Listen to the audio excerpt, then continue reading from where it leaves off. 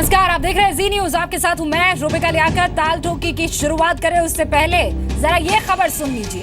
भारत के surgical strike के बाद इंडिया का मोस्ट वांटेड आतंकवादी हाफिज सईद जी न्यूज को धमकी देता है। सर्जिकल स्ट्राइक की खबर आने के बाद बौखलाए हाफिज सईद ने जी का बकायदा नाम लेते हुए कहा कि ये जो एंकर बैठकर मजे लेकर खबरें बता रहे थे, हंसी जिन्हें आ रही थी, इनको पता चलेगा, इनकी तो ये अब तुम सबको जी टीवी वालों और इंडिया के बाकी चैनल्स वालों इंशाअल्लाह तुम्हें पता चलेगा कि पाकिस्तान के फौजी जवान किस तरह इंतकाम लेते हैं। सर्जिकल स्ट्राइक क्या होती है इंशाअल्लाह तुम्हें जल्द पता चलेगा। ये बकौल हाफिज सईद, वो सारी बातें मैं आपको पढ़कर सुना रही हूँ। आपसे कुछ ही देर बाद इसने जो कुछ भी कहा है और जो धमकी दी है वो आपके सामने होगी। ये जो एंकर इनके बैठ के कल मजे ले के खबरें बता रहे थे और झूठ पर मबनी हंसी आ रही थी इन सारी की बातों से, और तुम सबको जी टीवी वालों और इंडिया के चैनलों वालों इंशाअल्लाह तुम्हें पता चलेगा पाकिस्तान के फौजी जवान किस तरह इंतकाम लेते हैं, सर्जिकल स्ट्राइक्स क्या होती है। इंशाअल्लाह हम तुम्हें पढ़ाएंगे, सर्जिकल स्ट्राइक्स भी हम तुम्हें पढ़ा। सबीरुना सबीरुना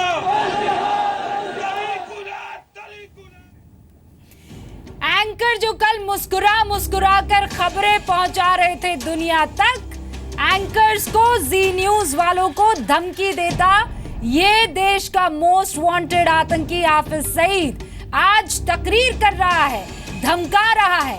अब ऐसे में एक सीधा सा सवाल, इस देश में मौजूद वो तमाम लोग जो आज की तारीख में सर्जिकल स्ट्राइक को लेकर प्रूफ मांग रहे हैं, वो वीडियो सामने लाने की बात कर रहे हैं, वो डिसाइड करें वो किसके साथ है, जी न्यूज के साथ है या फिर वो हाफिज सईद के कहीं ना कहीं समर्थक के तौर पर आज की तारीख में ये सवाल उठा रहे हैं। क्योंकि देखिए किस तरीके से ये इंडिया का मोस्ट वांटेड आतंकी हाफिज सईद तकरीर कर रहा है, धमकियां दे रहा है और कह रहा है कि जी टीवी वालों इंशाअल्लाह तुम्हें पता चलेगा कि सर्जिकल स्ट्राइक क्या होती है। एक छोटे से शब्द में अगर इस पूरे के पूरे बयान को समेटने की कोशिश हो तो उसे बौखलाहट कहेंगे। सुनिए।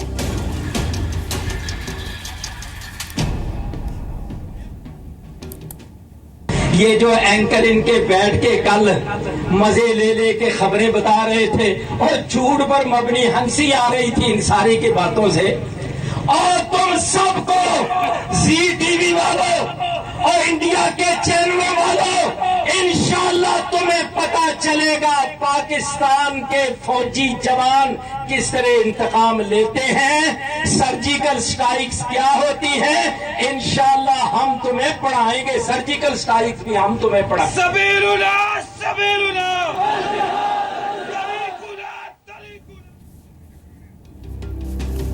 कुछ ही सेकंड पहले ये वीडियो हमारे पास आया, ताल ठोकने में बात आज इसी वीडियो पर हो जाए। सुधांशु त्रिवेदी साहब प्रवक्ता है बीजेपी के, कुछ ही देर में हमारे साथ जुड़ने वाले हैं। जीतू पटवारी साहब प्रवक्ता है कांग्रेस के, मध्य प्रदेश कांग्रेस कमेटी के सचिव है, मध्य प्रदेश की राव विधानसभा सीट से विधायक है। सर आपका बहुत बहुत स्वागत है। शिवशंकर मुखर्जी साहब पूर्व राजनयिक है, फॉर्मल डिप्लोमेट, भारतीय विदेश सेवा के रिटायर्ड ऑफिसर है, ब्रिटेन के साथ साथ कई दूसरे देशों में भारत के उच्चायुक्त रह चुके हैं। Sir welcome. विदेश मंत्रालय के प्रवक्ता भी रह चुके हैं lieutenant general retired BS Jaswal साहब, जो कि रक्षा विशेषज्ञ है, नदन कमांड के में कई सारे ऑपरेशंस में साहब शामिल रहे हैं, सेना में 39 साल तक सेवा की है। सर आपका भी बहुत बहुत स्वागत है। सबसे पहले लेफ्टिनेंट जनरल जसवाल साहब, आपसे ही मेरा ये सीधा सा सवाल, आपने सुना ये इंडिया का मोस्ट वांटेड आतंकी हाफिज सईद किस तरीके से धमका रहा है कि जी न्यूज वालों, जी टीवी वालों पता लगेगा सर्जिकल स्ट्राइक क्या होती है। देखिए ये जो एक्शन हमने लिया है ये सारे पाकिस्तान के ऊपर एक बड़ा एम्बैरेसिंग स्ट्राइक है हमारा। अब जब वो एम्बैरेस्ड हो ही गए हैं तो इस प्रकार के रिमार्क्स आना कोई अचंभे की बात नहीं है। लेकिन जो मैं कहना चाह रहा हूँ, अगर हफीज़ सईद ये बोल रहा है तो अमेरिका ने अभी तक कोई इंटरफेरेंस क्यों नहीं किया, डायरेक्ट स्टेटमेंट क्यों नहीं की? क्योंकि हफीज सईद उनके मोस्ट अपना वांटेड लिस्ट में है, उसके ऊपर बाउंटी है। उन्होंने आज तक क्यों नहीं इंटरफेयर किया इसके बारे में? ये जो पाकिस्तान का रवैया है इस प्रकार का, डिनायबिलिटी का और वापस जो टेररिस्ट के ज़रिए इस प्रकार की बातें करने का, धमकी देने का, ये इनका एक नॉर्मल रवैया है। हमें इतना पर्टर्ब नहीं होना चाहिए। ये जो पिट जाता है फिर वो ऐसे ही बोलता है, तो उसमें कोई घबराने की वही बात लेफ्टिनेंट जनरल के ये बौखलाहट है और कुछ भी नहीं है। लेकिन अमेरिका को जल्द से जल्द इंटरवीन करना चाहिए। सर मैं आपके पास आऊं, सुधांशु त्रिवेदी जी। सर मैं आती हूं आपके पास, सुधांशु त्रिवेदी जी। आज की तारीख में मेरा सवाल ये, देखिए हाफिज सईद, तारीख में सुधांशु जी सवाल सीधा है, आज की तारीख में वो तमाम लोग जो आज देश में मौजूद हैं, शायद उनके लिए ये आसान हो जाएगा सेलेक्ट करना। वो लोग जो ये डिमांड कर रहे हैं कि बताइए जरा कैसे हुई सर्जिकल स्ट्राइक, बताइए कहां है प्रूफ, बताइए वो वीडियो कहां है, हाफिज सईद के साथ है या देश के साथ है? आज थोड़ा आसान हो जाएगा उनके लिए ये चुनना।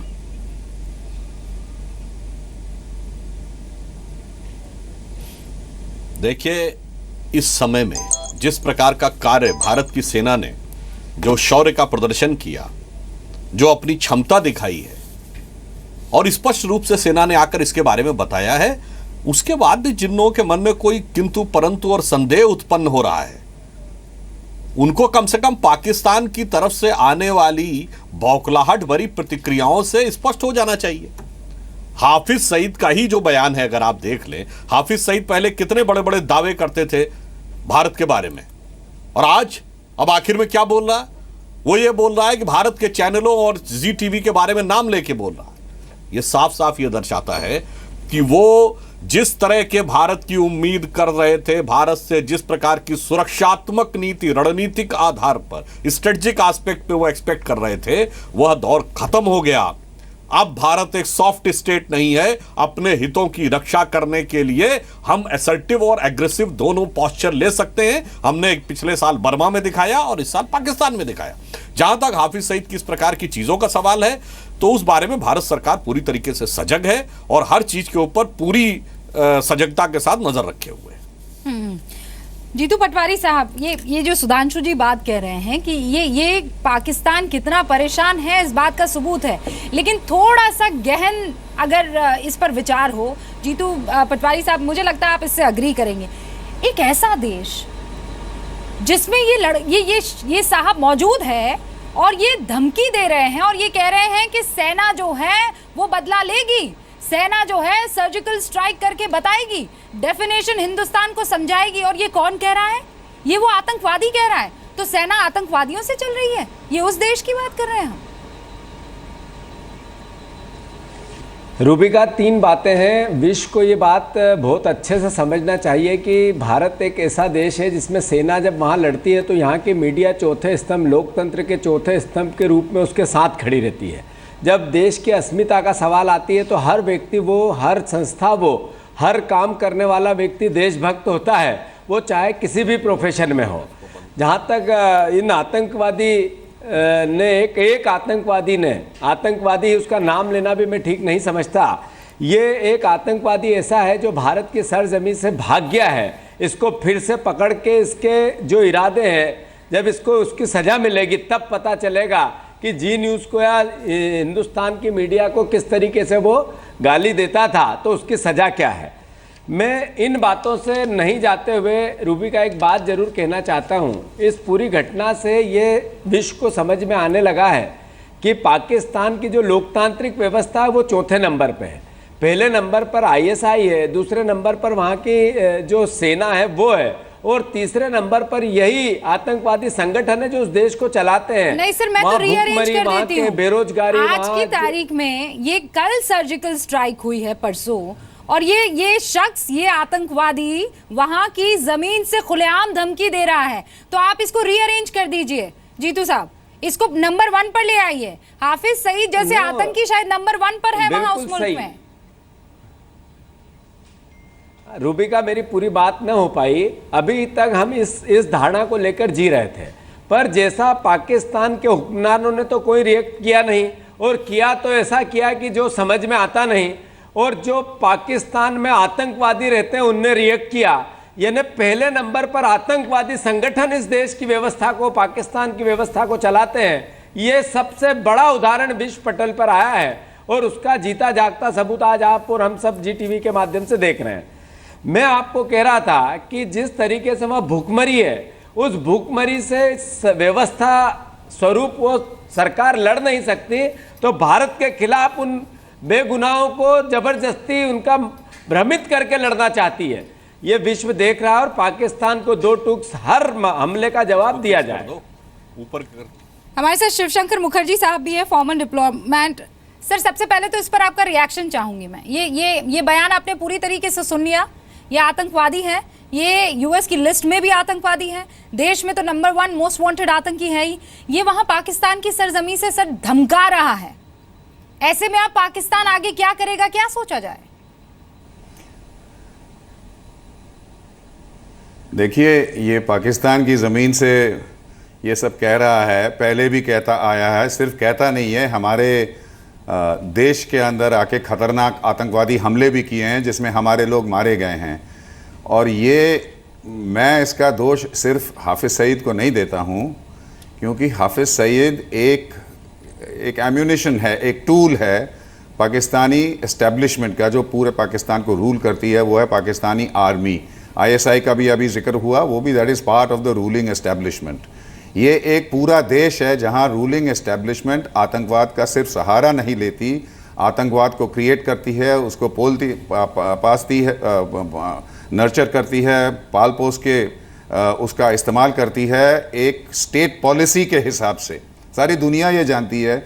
अच्छा, पाकिस्तान अभी तक उसकी किस्मत में है कि अभी तक उसके पूरा अंतर्राष्ट्रीय समुदाय जो है उसके खिलाफ एक्चुअल एक्शन नहीं लिया, क्योंकि एक जियोपॉलिटिकल सिचुएशन में ऐसे है कि कुछ देश जैसे कि अमेरिका ये सही है गलत है कहता तो है, लेकिन अल्टीमेटली अपना राष्ट्रीय हित फॉलो करता है।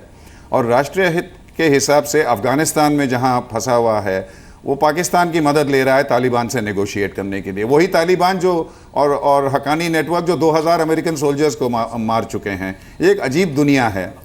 तो पाकिस्तान के दो दोस्त रह गए हैं पैसे के हिसाब से, सऊदी अरेबिया और हर तरह से चीन। नहीं, शिवशंकर तो साहब, हाफिज सईद तो एक मोहरा है, it's a pawn. Surgical strike से चिल्ला इसलिए रहे हैं क्योंकि अभी शिवशंकर साहब, हम जो ये सोच रहे थे कि सर्जिकल स्ट्राइक से कड़ा मैसेज जाएगा।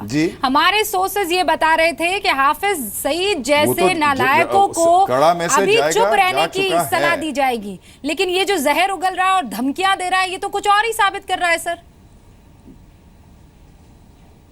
मेरे ख्याल से ये नहीं होगा। पाकिस्तान इतनी जल्दी से नहीं सुधरेगा।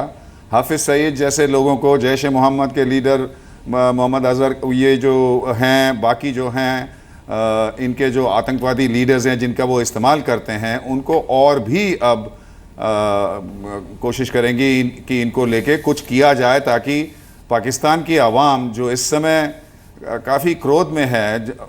आपने देखा होगा जो आर्मी का जो रिएक्शन आया है, उन्होंने इसको प्ले डाउन किया है इसलिए कि वो एम्बैरस हो गए अपने देश में।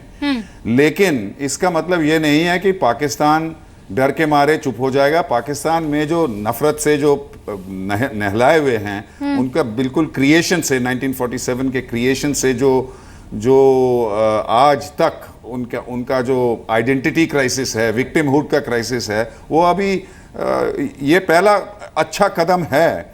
इसे हम कहते हैं गेम चेंजर। भारत ने ये साफ कर दिया है कि हम पुराना जो स्ट्रेटेजिक रिस्ट्रेंट के जरिए आप सोचते थे कि आप सब कुछ करते रहेंगे, लेकिन मतलब अब वो जमाने गए। 1960 में जो पहली बार हमें सॉफ्ट स्टेट कहा गया था, वो स्वीडन के अर्थशास्त्री गुन्नार ने, अब वो बदल गया है। अब हम हार्ड स्टेट हैं, ये लोगों को समझ जाना चाहिए। मैं लेफ्टिनेंट जनरल जसवाल साहब के पास जाऊंगी। Lieutenant general Jaswal, diplomatic offensive में भी बस एक चीज और, हाँ शिवशंकर जी, नहीं मैं एक चीज और जोड़ रहा था बस, कि हमारा जो डिप्लोमेटिक एफर्ट्स हैं, डिप्लोमेटिक ऑफेंसिव जिसे कहते हैं, डिप्लोमेटिक काम जो हमें करना है अंतर्राष्ट्रीय समुदाय में, उसमें भी एक्चुअली इसका बहुत ही प्रभाव पड़ेगा। क्योंकि पहले बहुत से देश ये सोचते थे, खासकर इंपॉर्टेंट देश जिनको हम एड्रेस करते हैं, कि भारत बोलता बहुत है, बहुत ही क्या कहते हैं पाकिस्तान के बारे में सबूत लेके आता है, लेकिन एक्शन ऑन द ग्राउंड ना तो वो लेते हैं और वो देखते हैं कि ना इंडिया लेती है। अब जब हम बोलेंगे, जब हम लोगों को ब्रीफ करेंगे, जब हम हमारी एम्बेसीज, फॉरेन गवर्नमेंट्स को ब्रीफ करेंगे, ये बहुत बड़ा चेंज है। This is the game changer. मैं आपके पास आती हूँ शिवशंकर साहब, एक बार फिर से वो वीडियो आपको आज की तारीख में दिखाना जरूरी है, उन तमाम दर्शकों को और उन तमाम लोगों को जो आज की तारीख में सबूत मांग रहे हैं सर्जिकल स्ट्राइक की। जहां ताल ठुकनी चाहिए थी वहां हो गया है काम। हाफिज सईद के सीने पर वार हो गया, सर्जिकल स्ट्राइक वहां पर हो गया, और यहां देश में अभी तक सबूत ही मांगे जा रहे हैं। सुनिए क्या कह रहा है हाफिज सईद। ये जो एंकर इनके बैठ के कल मजे ले के खबरें बता रहे थे और झूठ पर मबनी हंसी आ रही थी इन सारी की बातों से, और तुम सबको जी टीवी वालों और इंडिया के चैनलों वालों, इंशाल्लाह तुम्हें पता चलेगा पाकिस्तान के फौजी जवान किस तरह इंतकाम लेते हैं, सर्जिकल स्ट्राइक्स क्या होती है। इंशाल्लाह हम तुम्हें पढ़ाएंगे, सर्जिकल स्ट्राइक्स भी हम तुम्हें पढ़ाएंगे। सबीरुना सबीरुना।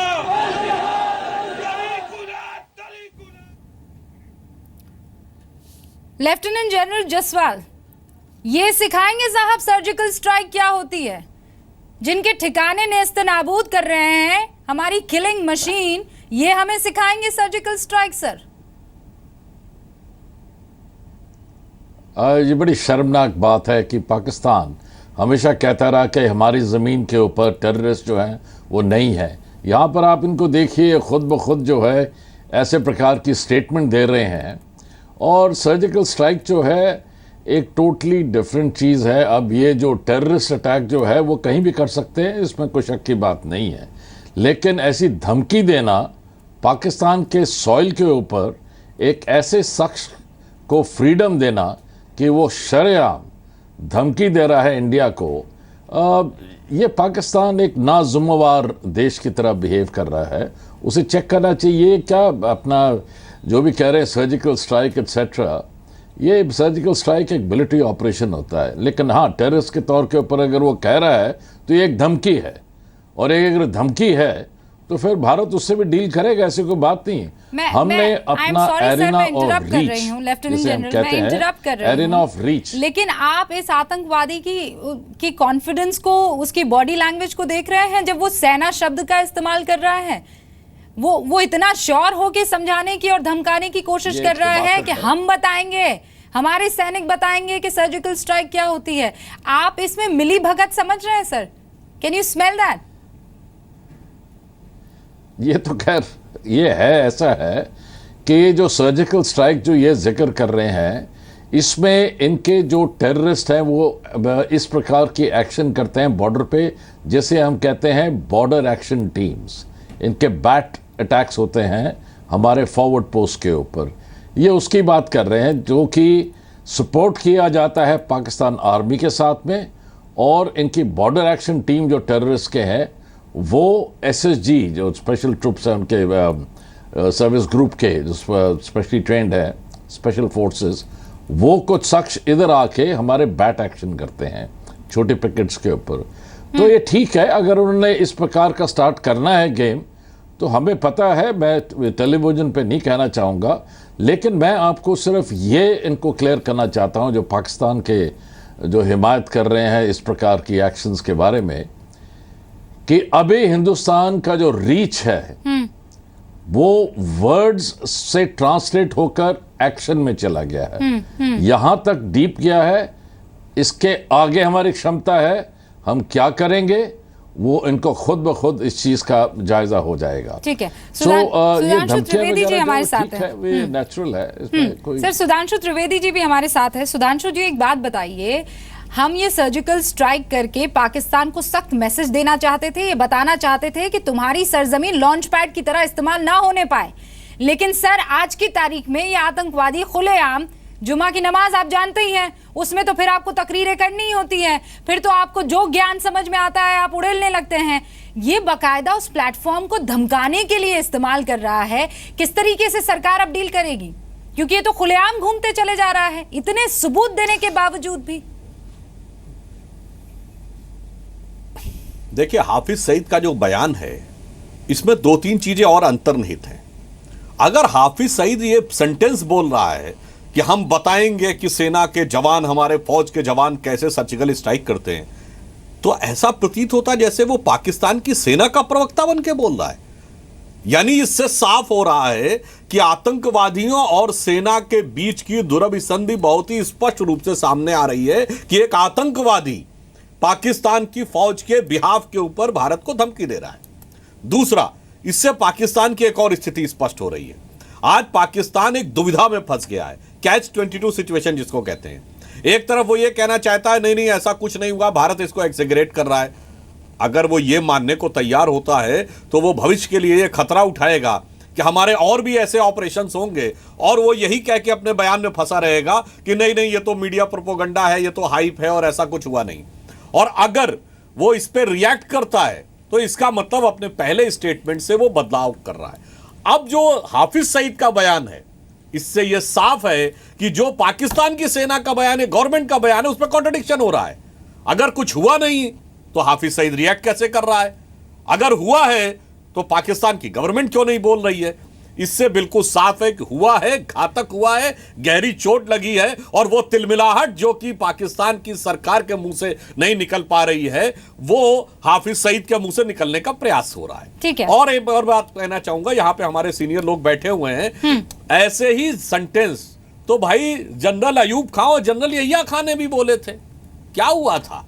तो इस ढंग की जो चेस्ट थंपिंग है ये पाकिस्तान पहले भी करता रहा है, पहले से ही वो एक बहुत ही नॉन सीरियस स्टेट रहा है। तो इस ढंग की बयानबाजियों का समुचित उत्तर देने की क्षमता हमारी सेना में है, और आज की हमारा राजनीतिक नेतृत्व दृढ़ता के साथ उनका पक्ष, नेतृत्व और कूटनीतिक आधार पर भी उनको परास्त करने की पूरी क्षमता रखती है। ठीक है, मैं अभी एक ब्रेक ले रही हूँ जीतू साहब, ब्रेक के बाद आपके पास आने वाली हूँ। लेकिन अब ऐसा क्या होना चाहिए कि हाफिज सईद जैसे लोग अब अपने मुंह से हिंदुस्तान का जिक्र तक ना कर सके? वो क्या स्टेप होना चाहिए, इसी पर बात एक छोटे से ब्रेक के बाद। लेकिन ब्रेक पर जाओ उससे पहले देखिए तो सही बौखलाहट जरा इन जनाब की। देखिए कैसे ये आतंकवादी धमका रहा है पाकिस्तान से। ये जो एंकर इनके बैठ के कल मजे ले ले के खबरें बता रहे थे और झूठ पर मबनी हंसी आ रही थी इन सारी की बातों से, और तुम सबको जी टीवी वालों और इंडिया के चैनलों वालों इंशाल्लाह तुम्हें पता चलेगा पाकिस्तान के फौजी जवान किस तरह इंतकाम लेते हैं, सर्जिकल स्ट्राइक्स क्या होती है। इंशाल्लाह हम तुम्हें पढ़ाएंगे, सर्जिकल स्ट्राइक्स भी हम तुम्हें पढ़ाएंगे। सबीरुल्लाह सबीरुल्लाह